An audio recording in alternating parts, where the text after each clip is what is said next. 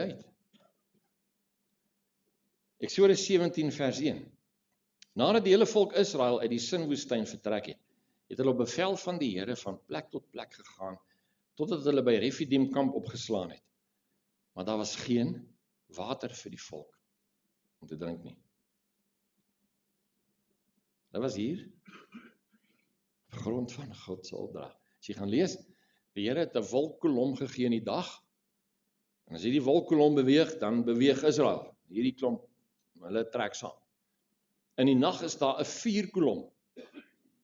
As die vuurkolom stil staan, dan hou hulle stil, hulle hou kamp. As die vuurkolom beweeg, dan beweeg hulle. Met ander woorde, hulle beweeg presies wat die Here vir hulle sê om te beweeg. En dan kom hulle by plek waar nie water is nie.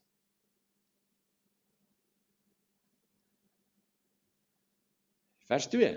Toe het die volk met Moses rusie gemaak en gesê, gee jy vir ons water om te drink? Moses antwoord hulle, hoekom beklei julle met my? Waarom toets julle die Here se geduld? As jy verluister, hier is niks meer uit te waai nie. Ons is hier omdat die Here gesê het ons hier moet wees. Pas op nou, pas op. Maar die volk was dors en het teen Moses gemor en gesê, hoekom het jy ons uit Egipte laat optrek? Om ons en ons kinders en ons vee van dors te laat sterf? Is dit 'n regverdige vraag om te vra? Is dit water nie? En dan sê die Here vir Moses, slaan hierdie rots met jou staf. Hy doen dit, en daar kom water uit. Goed, ek weet nie hoeveel van hierdie makkers daar was nie, maar dit klink my dit is 'n lot. So hierdie is baie water wat uit hierdie rots uitkom. Baie. Moses het die plek Massa en Meriba genoem, omdat die Israeliete daar met Moses beklei het, en ook omdat hulle die geduld van die Here op die proef gestel het, toe hulle gesê het, is die Here by ons of nie? En dis die vraagie wat ek jou vanoggend vra. Is die Here by jou of nie? Hulle het die wonderwerke gesien in Egipte, die 10 plaae. Ek het dit nou die dag weer gelees, gaan lees dit gerus weer, dit is erg. Daar's totale duisternis vir 3 dae, maar binne in die Israeliete se huise is daar natuurlike lig. So, ek weet nie hoe werk dit nie. Daar's paddas oral behalwe by hulle. Daar's swere, daar's vliee, daar's allerlei gemors wat gebeur, behalwe by hulle. Hulle het die wonders gesien wat die Here in Egipte gedoen het. Hulle het deur die see geloop. Hulle het gesien, toe die see toegaan, en die klomp Egiptenare versuip, omdat die see toegaan. Hulle het dit nou gesien, hulle kom nou uit hierdie situasie uit. Hulle het elke oggend manna gekry. Gaan lees bietjie van die manna, dis fantasties. En in die begin, toe die manna kom, maak hulle horde by mekaar, en dit is lekker, dit proe soos heuning, dit is soeterig en wat ook al, en dan, die volgende oggend is dit vrot, dit gemif, daar's wurms in. Maar op die 6de dag, dan maak hulle genoeg by mekaar, ook vir die Sondag, die Sabbatdag, en dan vrot dit nie, daar's nie wurms nie.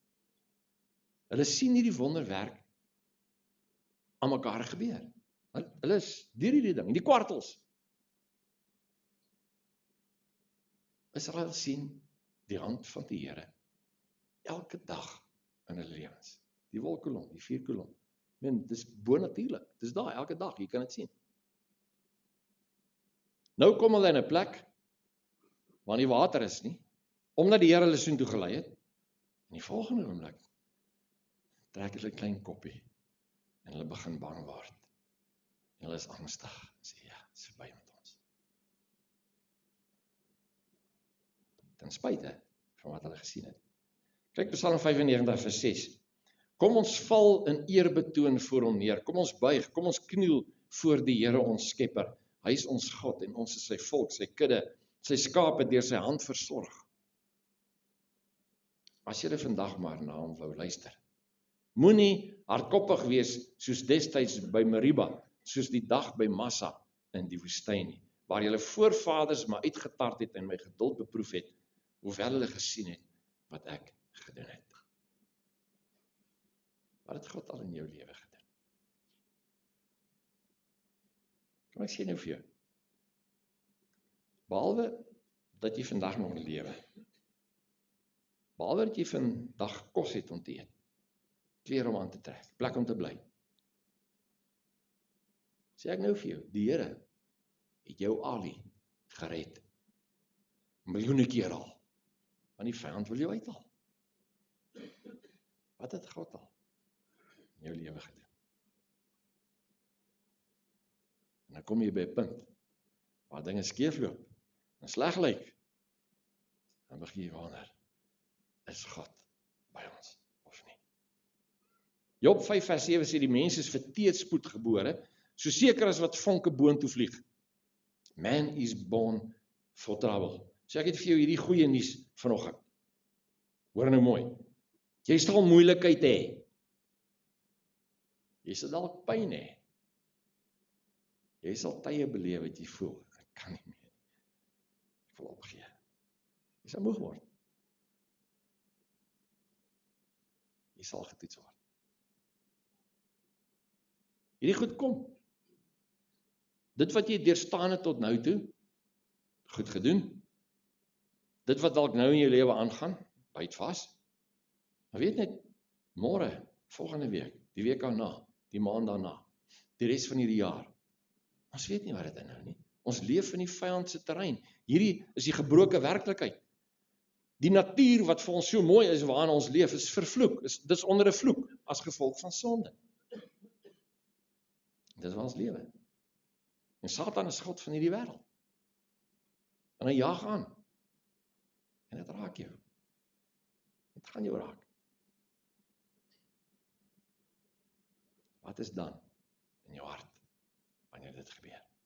1 Korintiërs 10 vers 13 sê, geen versoeking of toets het oor julle gekom, behalwe menslike een. God is egter getrou.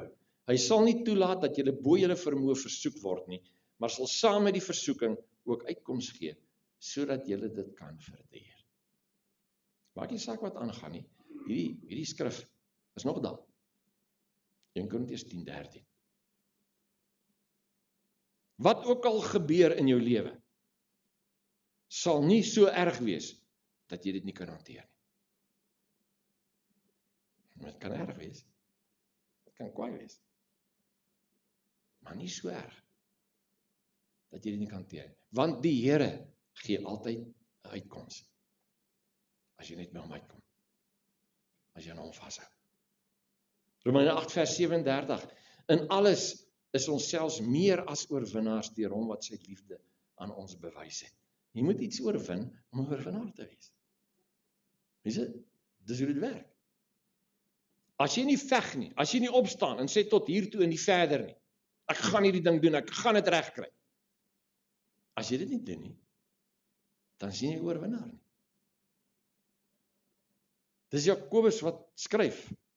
Hy sê, luister, ag dit een groot, loutere vreugde party, lekker ding, as moeilikheid kom. Want dit toets jou geloof, dit louter jou geloof. En as jy deur is jy sterker aan die ander kant, as wat jy hierdie kant is. Dis hoe die lewe werk. Maar dan moet jy vasbyt, dan moet jy oorwin, dan moet jy deurkom. Spreuke 24 vers 16, 'n regverdige sal 7 keer val en opstaan, maar goddeloses kom tot 'n val deur teëspoed. Gaan lê jy? Gee op? Of gaan jy opstaan? Sê man, ek sal hierdie ding vat. Ek gaan hierdie ding regkry. Ek gaan dit doen. Wat ook al die krisis in jou lewe op hierdie oomblik is. En ek dink almal van ons het een of ander ding waarmee ons veg. Die oorwinning is joune. Maar dan moet jy iets doen. Dan moet jy iets doen. Jy moet opstaan, jy moet veg. Moenie gaan lê nie, moenie opgee nie, moenie moedeloos raak nie. Want die Here sal jou nie los nie. Hy's God. Hy's lief vir jou. Hy sal jou nie los nie. En nou kom die vyand dadelik met allerlei goed, ja, maar as die Here vir jou lief is, hoekom gebeur dit nie? As die Here vir jou lief is, hoekom het hierdie ding gebreek? As die Here vir jou lief is, hoekom dit? Wel, dis wat Israel gevra het. Is God by ons of nie? Want alles lyk donker. Ons het nie water nie. En as jy nie water het nie, dan gaan jy dood.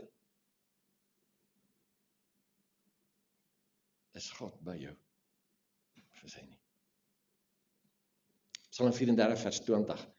Regverdige kry baie teëspoed. Maar die Here red hom uit dit alles. Moenie in 'n hoenderlemel leef hier op aarde nie. Moeilikheid sal kom. Want die vyand wil jou uithaal. Hy haat jou. Hy haat jou huwelik. Baie van die goed wat in jou verhouding en jou huwelik gebeur, wat negatief is, baie van dit kom van die vyand af. Van dit kom van die wêreld af. En van dit kom net van jou stoepigheid af. Maar daar is moeilikheid in huwelike, dis 'n geveg. Want die vyand haat huwelike. Dis die bousteen van die samelewing. Dis huwelik. Die vyand haat dit. Veg jy vir jou huwelik? Of het jy oorgegee? Bly jy maar by mekaar tot die kinders klaar is met matriek? Ja. Micha 7 vers 8. Al het ek geval, ek staan weer op. Al sit ek in die donker, die Here is my lig. Is dit jou houding? Of is dit nie? Wat as dinge nie uitwerk nie? Wat as dinge skeefloop? En ek weet, ek ken die Here, ek het die Here ontmoet in 1974. Ek leef van daar af saam met hom. Ek loop op pad met hom. En ek het baie dinge in my lewe al gehad, wat nie uitwerk nie. En ek jaag aan, en ek maak foute, en ek sê soms ietsie, en ek maak droog, maar ek probeer regtig die Here dien, ek probeer hom volg, ek kan bid hom, ek is lief vir hom, ek leef saam met hom. Maar ek het dinge al in my lewe gehad, wat drasties skeefloop. Wat dan? Wat dan? Dinge wat ek nie kan verklaar nie. En ek is uit die NG Kerk uit, in die Happy Clappy lot in, IFCC, dwars deur al die, ek het baie ervaring van baie verskillende kerke en plekke en groepe en maniere van doen, en ek het op die berge gestaan en die mense ingeroep van noord en suid en oos en wes, en ek het gevas en ek het gebid en ek het geskree en ek het die vyand bestraf en ek het, noem het, ek het hierdie goede gedoen. En ek is deur daai hele ding van, man, die Here se plan vir jou is 'n goeie plan, dat alles net goed loop en alles net reg loop, en enigiets wat skeef is 'n vloek, en jy beveg dit net, en dit moenie daar wees nie, en, hey,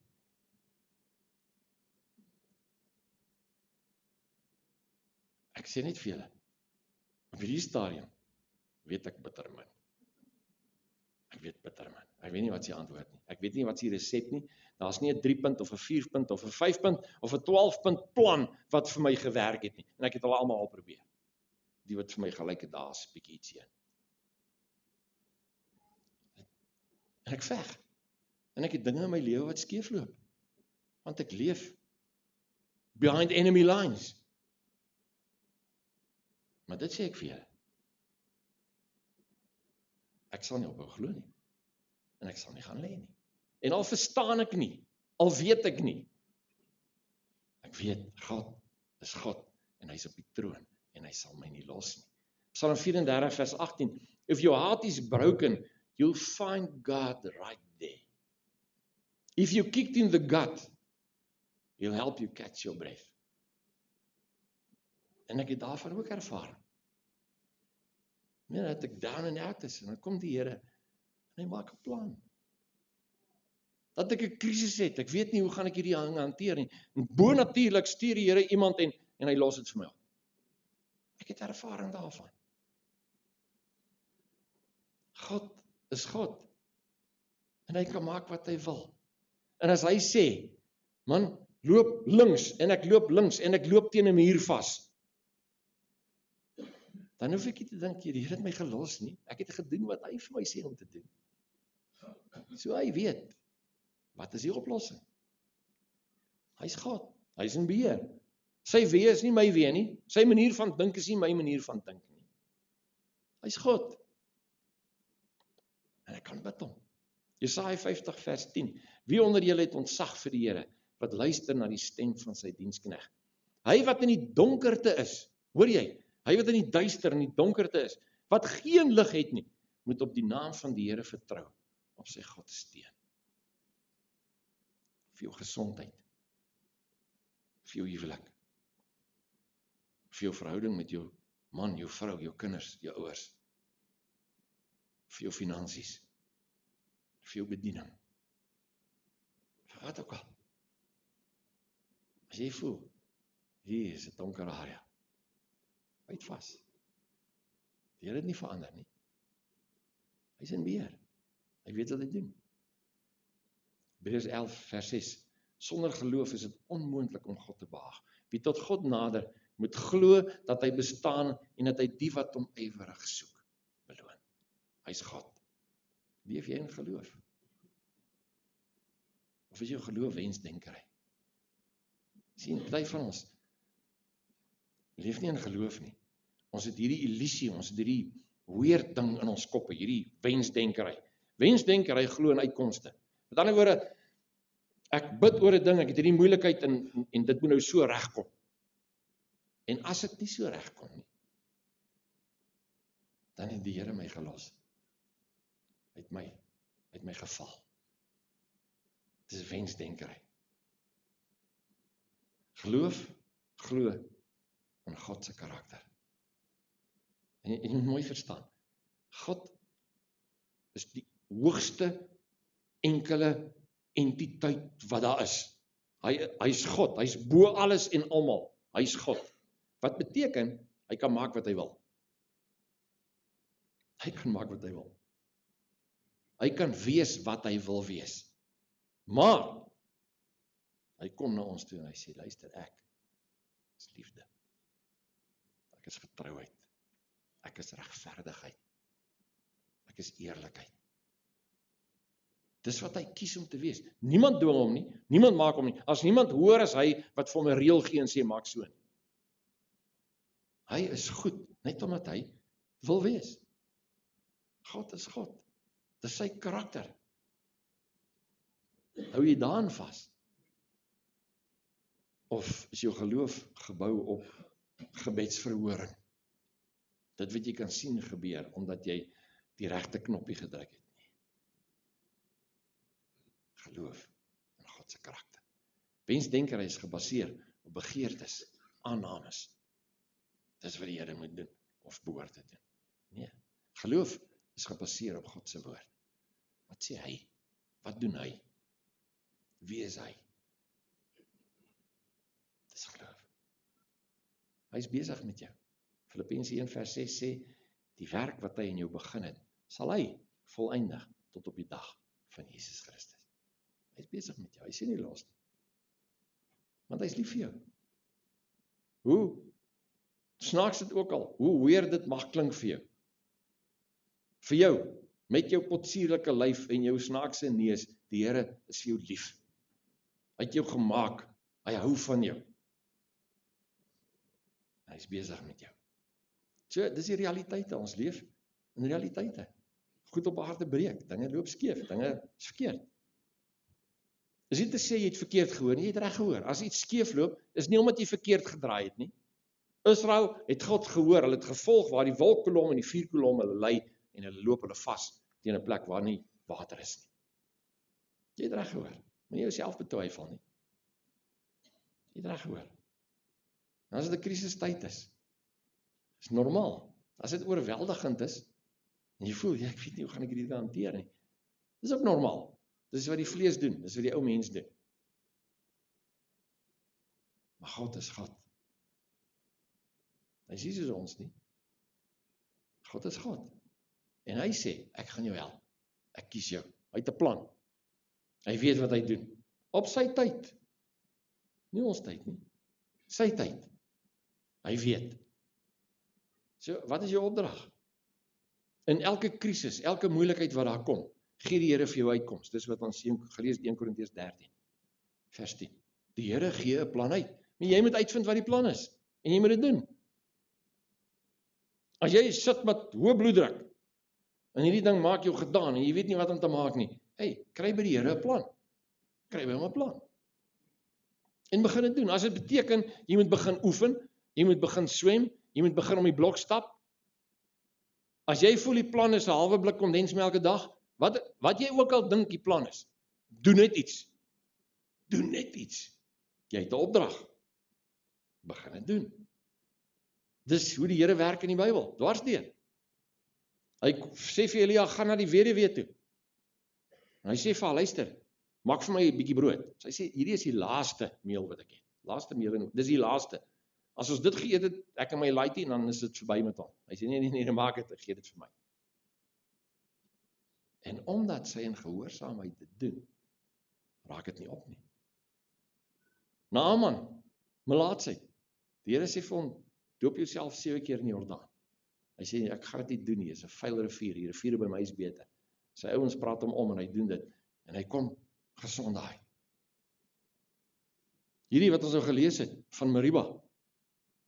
Hulle kom by Mara, die water is bitter. En die Here sê, hier is 'n stuk boom. Hy sê vir Moses, vat hierdie en gooi dit in die water. Hy gooi dit in die water en die water is soet. Daar's geen logiese verklaring daarvoor nie. Hy moes iets doen. Hy moet sy staf op die rots slaan voor die water uitkom. Hy het 'n opdrag, hy moet iets doen. Miskien het die Here lankal vir jou gesê, binne jou krisis, wat jy moet doen. Jy het nog nie gedoen nie. En nou bid jy, en jy vas, en jy het 'n WhatsApp groepie gestig, en almal bid saam jy al, en tussen die Here vir jou gesê, hey, slaan die rots. Maar jy's besig met al die mense en dinge en goeie, slaan die rots. Hoor wat die Here vir jou sê om te doen. Wat is jou opdrag? Is God by jou? Of nie? Jy moet hierdie ding vasmaak. Is God by jou? Of is hy nie? Dis jou keuse. Hebreërs 10 vers 38 sê, die regverdige sal uit die geloof lewe. As hy terugdeins, het my siel geen welbehaag in hom. Regverdige sal in geloof lewe. Is God by jou? Of is hy nie? Kom ons bid.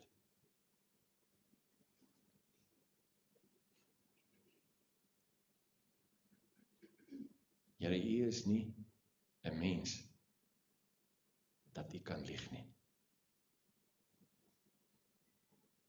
U is die een wat sê, ek het jou by die naam geroep, jy is myne. U is die een wat sê, werp al jou bekommernis op my, want ek sorg vir jou. U is die een wat sê, neem my juk op jou, want my juk is sag, my las is lig.